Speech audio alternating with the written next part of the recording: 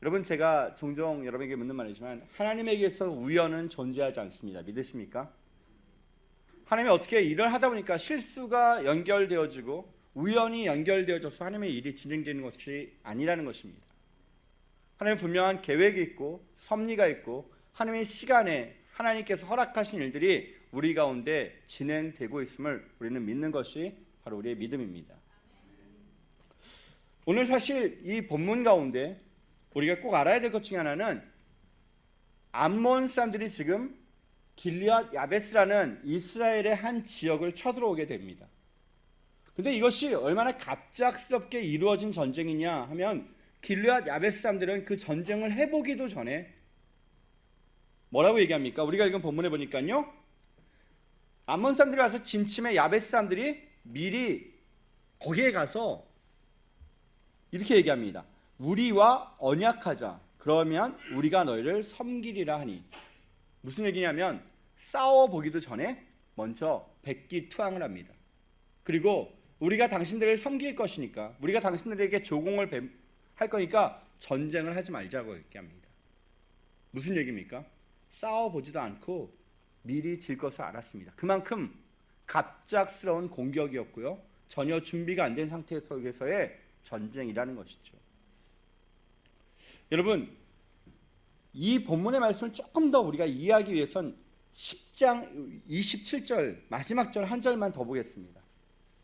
자, 우리가 읽지 않았지만 10장 27절 한 절만 더 제가 읽어드리면, 어떤 불량배는 이르되 이 사람이 어떻게 우리를 구원하겠느냐 하고 멸시하며 예물을 바치지 아니하였으나 그는 잠잠하였더라. 여러분, 우리가 지난주에 우리가 살펴봤듯이 지금 하나님께서 이스라엘 백성 가운데 한 사람을 뽑아서 그 사람에게 기름 부어서 그 사람을 왕으로 만들었어요. 그 사람이 누구였습니까? 사울이었어요. 그러나 그럼에도 불구하고 많은 사람들이 이 왕을 어떻게 되었습니까? 인정하지 않았다는 거죠. 그러던 가운데 오늘 암몬 사람 나하스가 갑자기 쳐들어온 거예요. 여러분, 이것은 우연히 되어진 것이 아니라 하나님의 또 다른 계획이 있었다는 것이죠. 무엇입니까? 사울이 비로소 이 전쟁에서 승리함으로 인하여 무엇이 되어집니까? 왕으로 인정받게 되어져요. 하나님의 계획 가운데 예기치 못했던 사건이었고, 때로는 어려움일 수 있고, 때로는 전쟁이라는 극단적인 방법일 수 있겠지만, 하나님께서는 이것을 통하여서 하나님이 택하신, 하나님이 기름 부으신 왕이 왕됨을 인정하게 되어지는 장면이 바로 오늘 본문의 모습이라는 것입니다. 사랑하는 성도 여러분, 때로는 우리의 인생 가운데도 이런 일들이 있습니다. 예기치 못했던 어려움을 우리는 만날 수도 있습니다.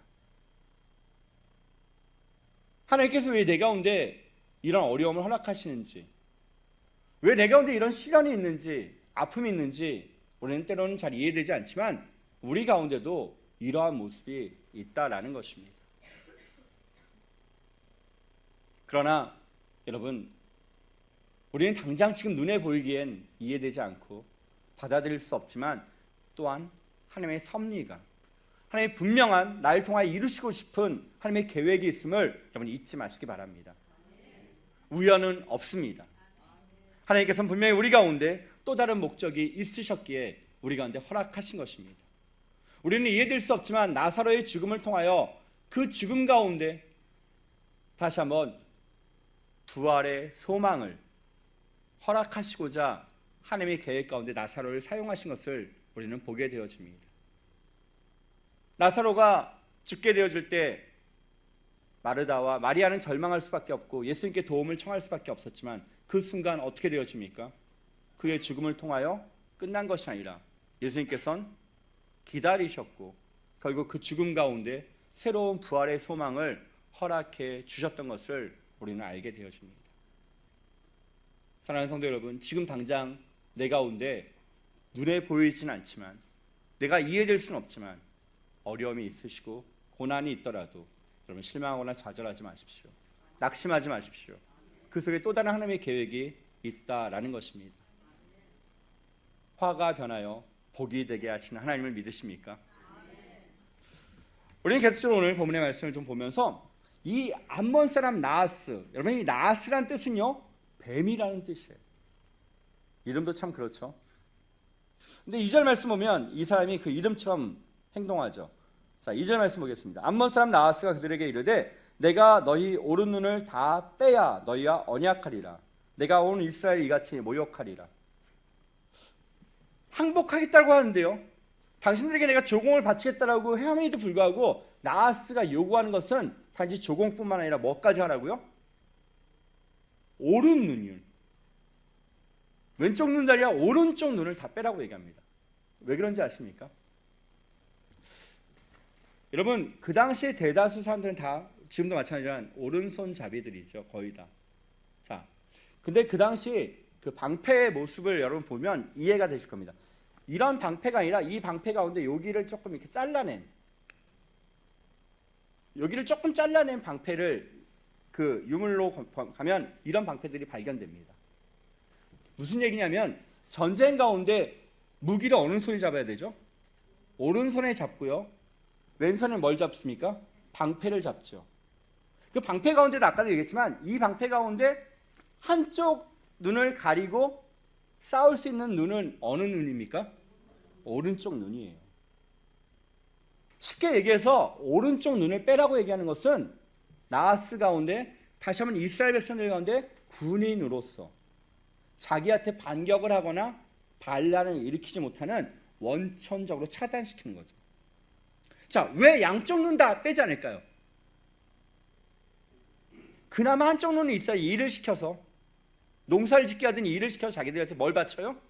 조공을 바칠 수 있기 때문에. 이 나하스가 정말 이름처럼 놀죠. 자요, 이것이 정말 얼마나 모욕입니까? 근데 그럴 수밖에 없는 현실이 더 처참한 거죠. 그렇게 요구함에도 불구하고 이 불합리한 요구 가운데 어떻게 반항할 수조차도 없어요. 이스라엘 백성들이. 기껏 했던 얘기가 뭐냐면은 오늘 3절에 보면 이렇게 얘기해요. 야베스 장로들이 그에게 이르되 우리에게 어떻게 해요? 이레 동안 말미를 주어 우리가 이스라엘 온 지역에 전령을 보내게 하라. 만일 우리를 구원할 자가 없으면 내게 나아가리라 하니라. 근데 이 나하스가 이 전쟁 가운데 있으면서도 어떻게 얘기합니까? 이레 동안 유예를 달라고 하니까 그냥 가서 쳐들어가서 다 끝냈으면 되는데 어떻게 해줘요? 허락을 해줘요. 나하스가 참 착한 것입니까? 여러분, 저는 처음에 이게 좀 이해가 안 돼서 가만히 묵상하다가 제가 만약에 이 입장 속에서 가만히 제 입장에서 한번 생각해 보니까 정말 이게 더 기분 나쁘더라고요. 이 나하스가 일주일을 내가 요구했는데 그 일주일을 기다려주는 것 자체가 더 큰 모욕이더라고요. 무슨 얘기인지 아십니까? 일주일에 한 달을 주든 너희는 도저히 해결할 수 없다는 거죠. 더 무시하는 거죠. 더 모욕적인 거죠, 사실.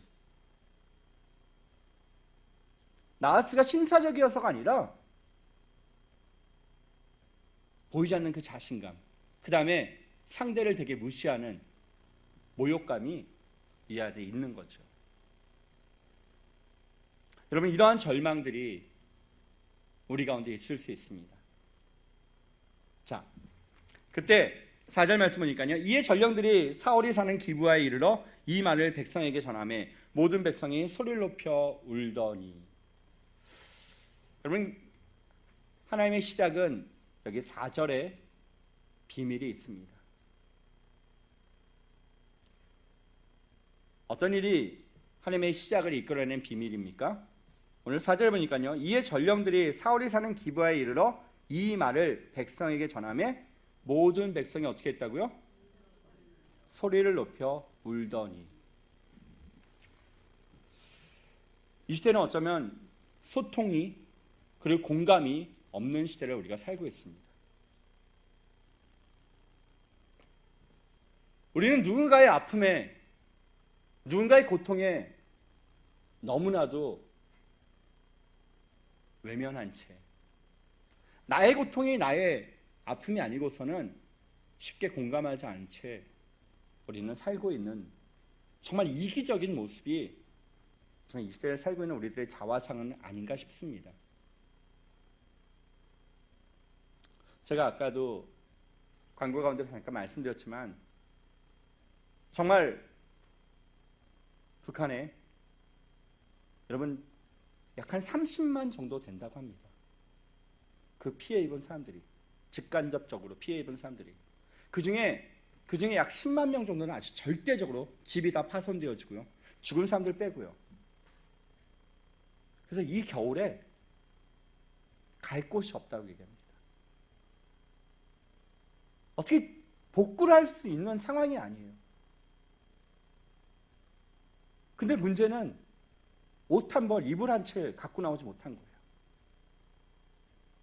그냥 그 상태로 지금 뭐 그렇다고 북한은 뭐 배급을 주겠습니까? 구호 물품이 있겠습니까? 거의 없어요. 근데 벌써 거기는 겨울이 와서요, 얼음이 온대요.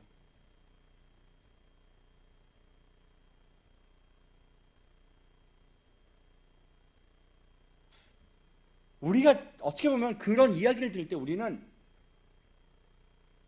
내가 뭘 할 수 있어? 나 한 사람이 뭐 한다고 뭔가 바뀌어질 수 있을까? 라고 우리는 생각할 수 있을 겁니다. 그럼 어떻게 보면 그것은 현실적인 이야기지만 우리가 가진 것도 없고 해줄 수 있는 것도 제한되지 않습니까? 또한 정부에서도 큰 차원에서 그것들을 인도주의적 지원도 막고 있는 상황 가운데서 대한민국 국민으로서 또한 대한민국 법을 지켜야 되는 우리들의 현실 속에서 불가능할 수도 있습니다.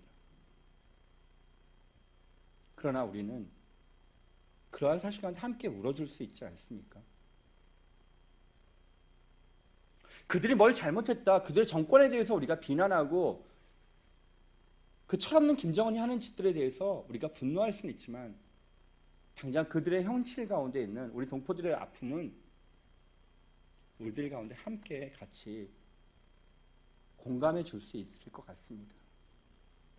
비단 북한의 문제가 아닙니다. 이 시대, 이 사회 가운데도 수없이 많은 어려움을 겪고 있고 아픔을 겪고 있는 이들이 있습니다. 우리는 내 아픔 가운데는 쉽게 눈물을 흘릴 수 있고 내 고통 가운데는 비명 지를 수 있지만 누군가의 아픔 가운데 우리가 나와는 상관없이 여겨졌던 그들 가운데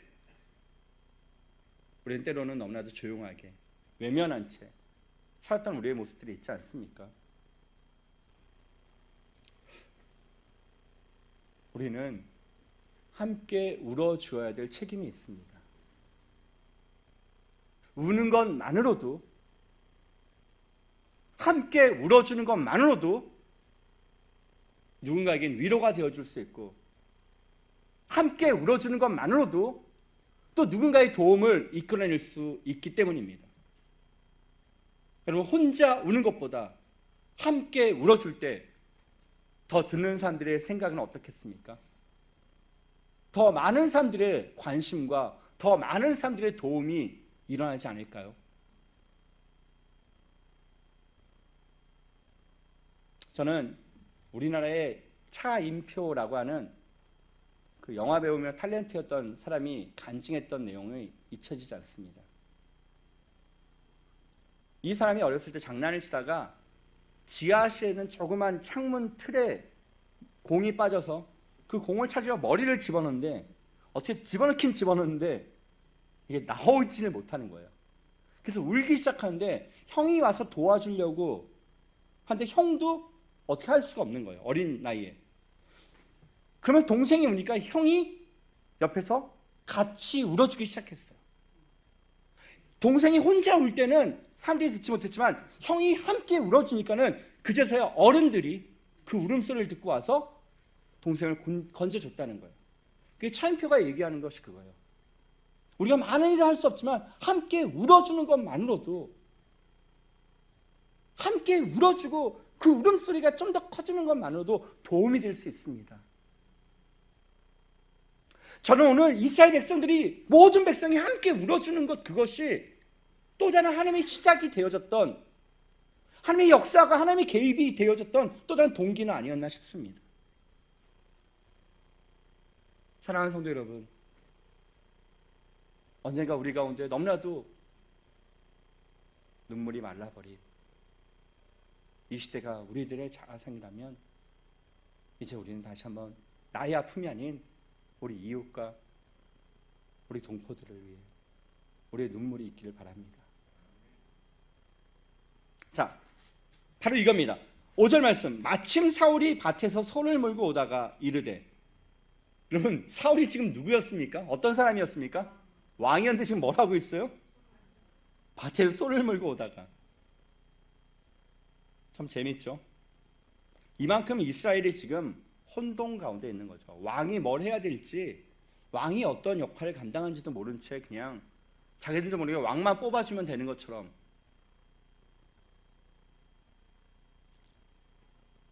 자, 그때 어떤 일이 벌어집니까? 소를 몰고 오다가 이르되 백성이 무슨 일로 우느냐니 그들이 야벳 사람의 말을 전하니라. 자, 우리 6절 말씀 같이 읽겠습니다. 사울이 이 말을 들을 때에 하나님의 영에 크게 감동되매 그가 노가 크게 일어나. 사랑하는 성도 여러분, 우리 그리스도인들에게 있어서 또 하나의 어떤 잘못된 생각들이 우리 가운데 사로잡혀 있는 것 중에 하나가 이겁니다. 우리 그리스도인들은 늘 참아야 되고 인내해야 되고 때로는 분노하지 말아야 된다는 생각들이 우리 가운데 있습니다. 어찌하나 이것은 맞기도 하고 틀리기도 합니다. 여러분, 예수님조차도 성전에서 어떤 일을 벌이시죠? 장사하는 자와 환전하는 자들 다 상을 엎으시고 그들을 쫓아내셨던 장면을 우리는 기억하고 있습니다. 심지어는요, 바리새인들에게 예수님이 뭐라고까지 얘기하신지 아십니까? 이 독사의 자식들아. 여러분, 이것은요, 그 유대인들이 받아들일 때 그 어감은요, 우리나라에서 이 멍멍이 아이들이라고 얘기하는 거 있죠? 그 말보다 더 심한 욕이에요. 예수님조차도 그들 가운데 때론 분노하시고 화를 내시던 장면이 있죠. 근데 우리 가운데 지금 어떠냐? 우리는 기독교인들은 무조건 다 선하고 착하게 있어야 된다고 얘기하는데, 오늘 성경에 보면 사울이 어떻게 했습니까? 크게 노가 일어나. 사랑하는 성도 여러분, 우리 가운데 이 거룩한 분노가 있기를 바랍니다. 잘못된 것들 가운데, 왜곡된 것들 가운데, 이 땅의 공의가 정의가 사라지는 이 현실 가운데 어쩌면 점점 이 시대가 어두워지는 책임은요, 죄악이 관영하고 잘못된 사람들이 많아지기 때문이 아니라 우리 그리스도인들 가운데 우리가 받아야 될 책임, 우리가 감당해야 될 우리의 역할들이 있는데 그것들을 우리가 외면하고 이런 침묵이 이러한 일들을 만들어내지 않았나 싶습니다. 노를 바라는 것이 잘못이 아니라, 여러분, 우리 가운데는 이 시대적 시대와 이 사회 가운데 우리의 책임과 직무가 있다는 것입니다.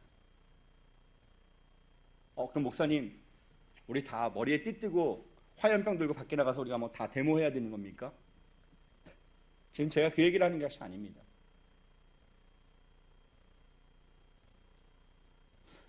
우리들 가운데요, 이 노가 어떤 때 우리가 이 거룩한 분노가 있어야 되냐면요, 우리는 흔히 노를 언제 내냐면 나의 이익이 침해받고 나의 권리가 짓밟히며 나의 인권이 때로는 유린당할 때 우리는 분노할 수 있습니다. 이런 것은 마치 당연한 것처럼 우리의 권리인 양 우리는 하지만, 정작 오늘 이 사울이 냈던 분노는 어쩌면 직간접적으로 자기에게 피해가 오는 것은 아니었습니다. 그러나 자기의 민족 가운데, 자기가 사는 이 사회 가운데, 그 공동체 가운데 있는 그 역할 가운데 잘못된 것들과 억압당하는 것들과 그들 가운데 수없이 많은 죽음과 피해를 바라보는 그 시선 가운데 사울은 분연히 일어났던 것입니다. 여기서 중요한 것 한 가지가 있습니다. 많은 그리스도인들도 사실은 그런 경우를 많이 보게 됩니다. 그래서 실천 신학 가운데 없지 않은 한국에서 뭐 해방 신학이라든지 민중 신학이라든지 여러 가지로 해가지고 뭐 어떤 산업의 현장 가운데 들어와서 막 심지어는 선동하고 데모를 일으켰고 막 했던 경우도 많이 있습니다. 도시산업 선교회 같은 경우는 말 그대로 그걸 줄여 도산이라고 얘기하는데요, 도시산업 선교회가 들어가는 곳마다 다 회사를 도산시킨다라고 할 정도로 문제가 있었던 것도 사실입니다. 저는 이 거룩한 분노가 있어야 되는 것은 사실이지만 거룩한 분노가 있기 전에 한 가지 전제 조건이 하나 있습니다. 여러분, 바로 6절에 그 전제 조건이 하나 있는데 무엇이냐? 오늘 본문에 보면 어떻게 되어집니까? 사울이 이 말을 들을 때 하나님의 영에 크게 감동되어. 여러분, 거룩한 분노의 전제 조건은요, 내 감정, 내 생각, 내 가치관이 아니라는 겁니다. 내 이념이 아니라는 것입니다. 왜 우리가 거룩한 분노는 언제 우리가 표출되어야 되냐면 성령의 감동함을 받았을 때, 성령이 주시는 그 마음으로 우리가 일어날 때 이것이 가능한 것이지, 내 감정과 내 생각과 내 이념 가운데 행동하는 것이 아닙니다. 우리를 주장하는 것은 누구여야 됩니까? 성령님이어야 합니다. 성령님이 주시는 그 거룩한 부담이 우리 가운데 있을 때 우리는 그때 분연히 일어나야 하는 것입니다. 사랑하는 성도 여러분, 우리가 얼마나 시대의 상황을 바라보며 하나님이 주신 마음이 있었음에도 불구하고 우리는 침묵한 자, 세상의 습관과 세상의 관습 가운데 우리가 끌려갔던 모습들도 우리 가운데 있지 않습니까? 여러분, 다시 한번 말씀드리지만 이 시대의 이 상황은 몇몇 정치인들의 잘못이라기보단 어떤 특정한 몇몇 범죄인들의 모습이라고 보기보단 그들에게만 책임을 다 전가하고 그들이 잘못되었기 때문에 이 나라가 점점 어두워지고 잘못되고 폐역 가운데 있는 것이 아니라 저와 여러분들이, 이 시대의 그리스도인들이 정직하게 하나님의 말씀 가운데 반응하지 않고 성령이 주신 마음 가운데 우리가 거룩한 분노를 잃어버린 채 살았던 우리들의 안일함의 결과는 아닐까 싶습니다.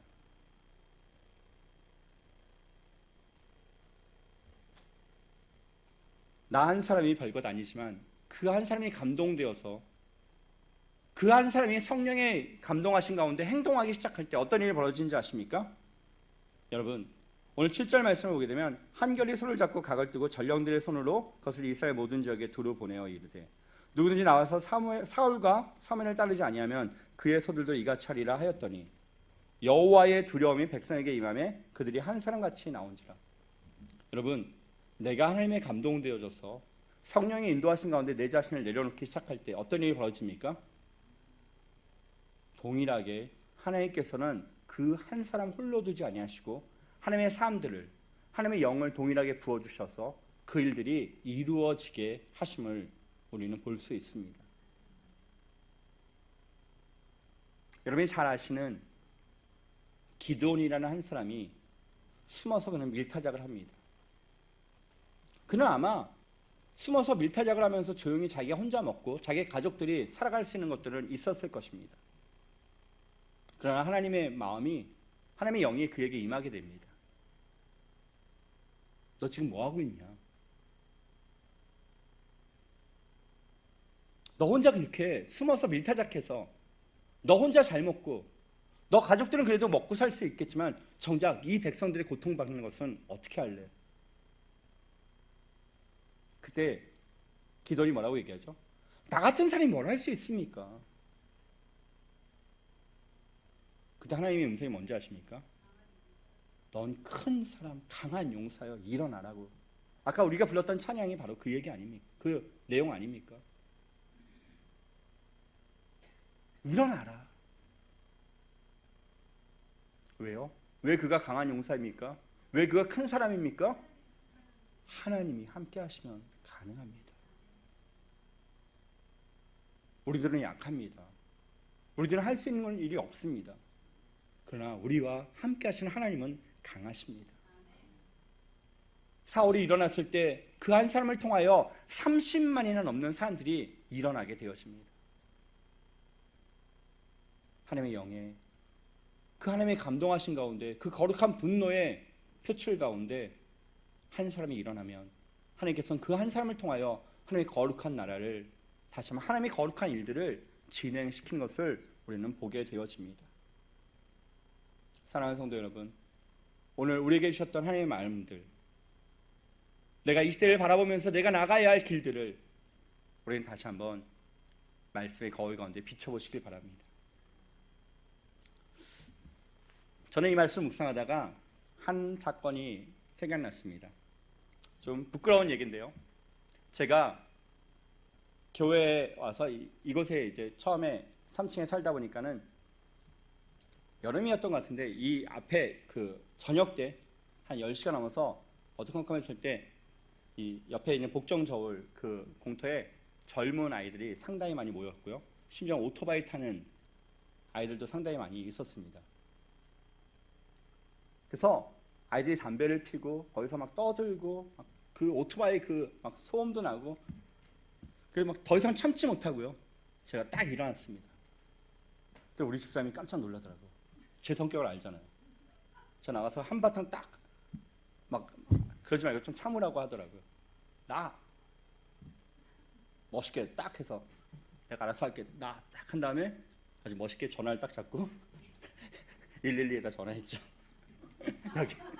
여기 시끄러운데 좀 도와달라고.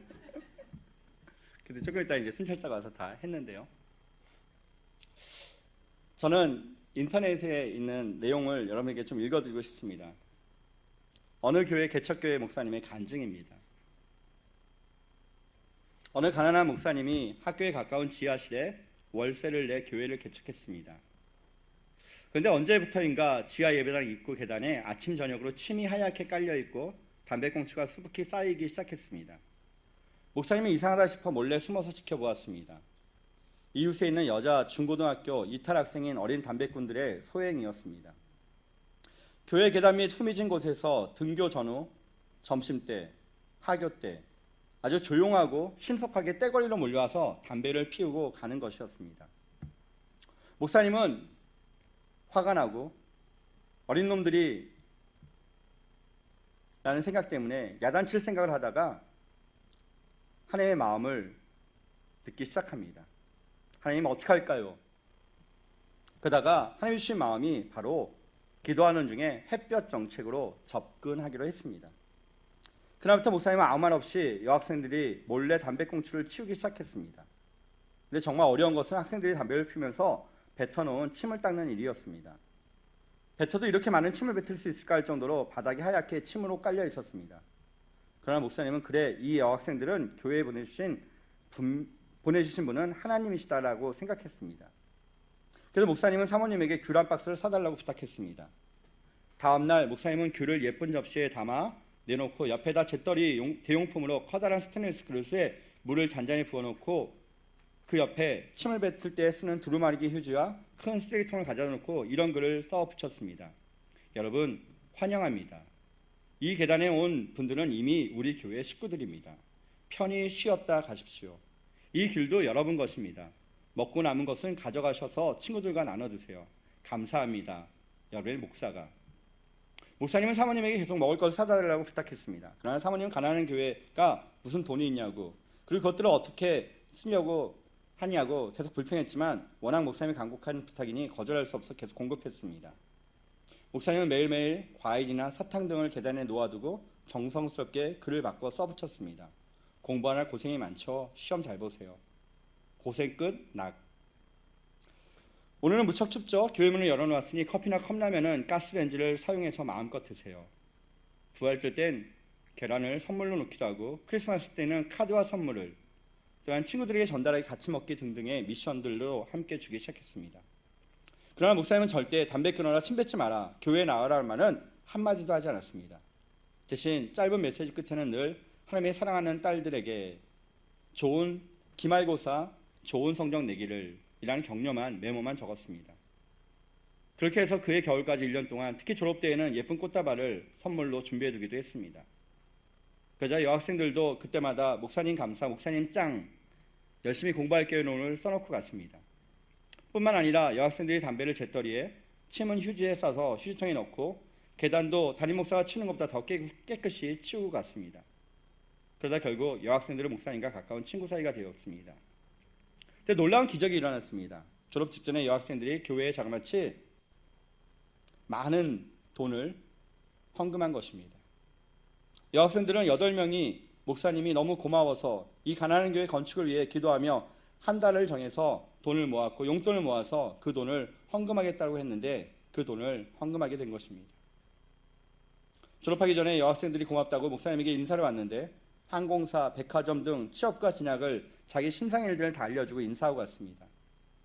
전화번호를 나누고요. 목사님이 여학생들이 학교를 졸업한 몇 년 후에 전화를 통하여 그들의 안부를 물었을 때 그들은 모두 가까운 교회의 일꾼으로 섬기고 있었습니다.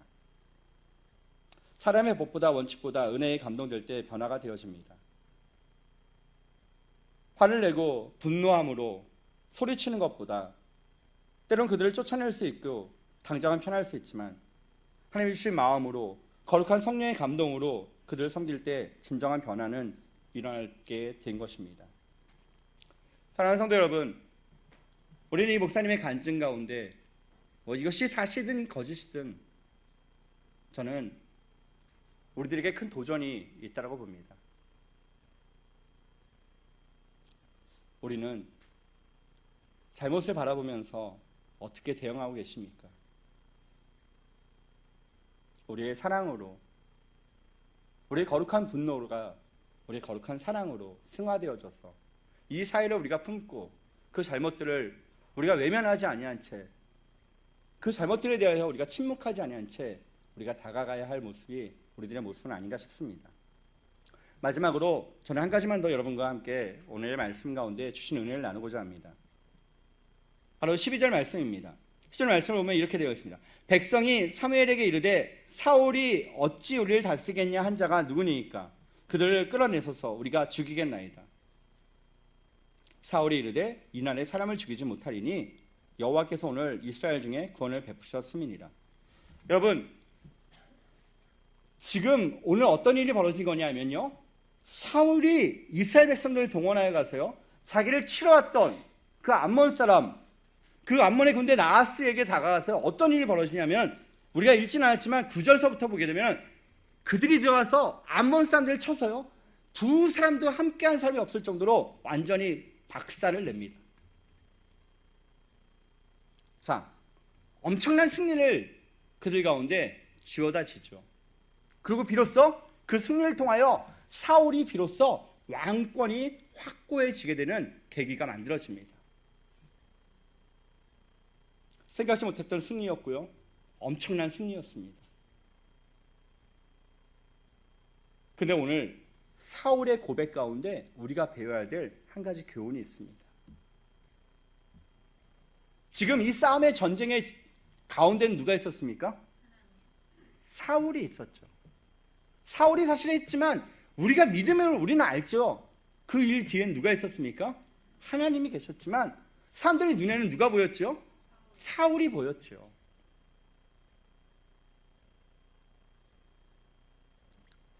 아까 우리가 봤던 10장 27절에 있었던 어떤 불량배는 이르되 이 사람이 어떻게 우리를 구원하겠냐고 멸시하며 예물을 바치지 아니하였으나 그는 잠잠하였더라. 여러분, 이때도 옆에 사람들이 있었지요. 자요, 26절 보면 사울도 기브와 자기 집으로 갈 때 마음이 하나님께 감동된 유력한 자들과 함께 갔느니라. 사울 혼자 있지 않고요, 옆에 사울과 함께 있었던 사람들도 있었음에도 불구하고 그들도 뭘 들었어요? 사울을 무시하는 이야기를 들었지만 그때는 어떻게 했어요? 침묵하고 가만히 있다가 정작 사울이 딱 승리하고 어떤 왕이 되니까 그제서야 또다시 이야기하고 뭐라고 얘기합니까? 그때 그놈들 다 그렇게 얘기했던 사람들이랑 이 사람들이랑 다 똑같죠. 사실 지금 무슨 얘기입니까? 그만큼 사울의 권위가, 사울의 위치가 높아졌죠. 사람들에게 사울이 그만큼 인정받은 사람이 되어졌지요.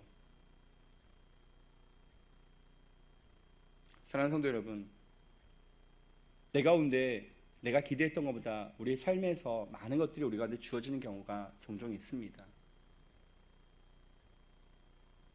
우리가 어려움을 경험할 때 하나님을 찾고 우리가 힘들 때 하나님께 기도하는 것은 어쩌면 당연한 우리들의 연약함의 결과일 수 있지만, 진짜 신앙은요, 내 가운데 하나님이 주신 은혜가, 하나님의 놀라운 축복이 내 삶에 허락되어질 때 그때 우리가 어떻게 반응하느냐가 더 중요합니다. 내 삶에 이루어진 승리, 내게 허락되어진 하나님의 놀라운 축복, 이것은 나의 능력, 나의 힘, 나의 노력이 아닌 전적인 하나님의 도우심이었다라고 고백할 수 있는 이 사울의 고백이 여러분 가운데 있기를 바랍니다. 여러분, 이 결과를 통하여, 이 고백을 통하여 어떤 일이 벌어지는지 아십니까? 이 고백을 통하여 우리가 1장 14절 보면요, 사무엘이 백성에게 이르되 오라 우리가 길갈로 가서 나라를 새롭게 하자 하고 어떻게 합니까? 15절 보면 모든 백성이 길갈로 가서 거기서 여호와 앞에서 사울을 왕으로 삼고. 여러분, 내가 하나님을 높이면요, 하나님이 우리를 높이십니다. 근데 사울이 무너지는 때가 언제부터 무너집니까? 이 다음의 전쟁서부터는 사울이 누구를 늘어내냐, 누가 높아지기를 원하냐, 누가 인정받기를 원하냐, 사울 자신이 높아지기를 원해요. 내가 높아지면요, 하나님이 나를 낮추십니다. 사랑하는 성도 여러분, 내 삶의 주인이 하나님이심을, 그분이 나를 통해 일하셨고 나를 통해 열매 맺게 하셨음을 고백하는 그 순간 하나님께서는 내 삶에 더 풍성한 열매로 허락하실 것입니다. 내가 그분 앞에 낮춰지는 순간 하나님이 나를 높이시기 시작하면요, 세상이 우리를 감당하지 못하게 되어집니다. 하나님의 높이심을 경험하는 복된 성도들 되어지길 바랍니다. 내가 높아지기 전에 하나님을 높이십시오. 내 영광 받기 전에 하나님께 영광을 돌리십시오. 그때 하나님이 감동되어질 때 그때 하나님이 주시는 놀라운 축복을 우리는 누리는 자들이 바로 우리 믿음의 사람들 되어지길, 우리 영광의 성도들 되어지길 예수님을 축원해 드립니다. 오늘 우리에게 주셨던 말씀들을 기억하시며 우리 모두 자리에서 일어나셔서 함께 찬양하며 주님 앞에 나가길 원합니다.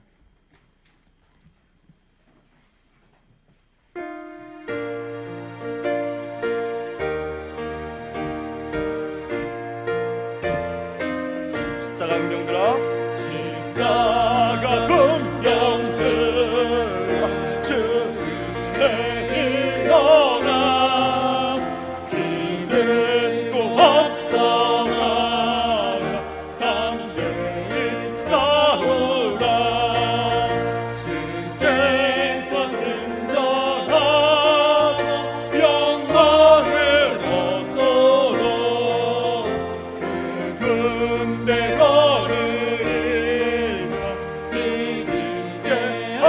한 번 더 부릅니다. 십자가 운명들아, 십자가 운명들아, 주 위에 일어나 기대고 앞서 나가 담대히 싸우라. 주께서 승전하고 영광을 얻도록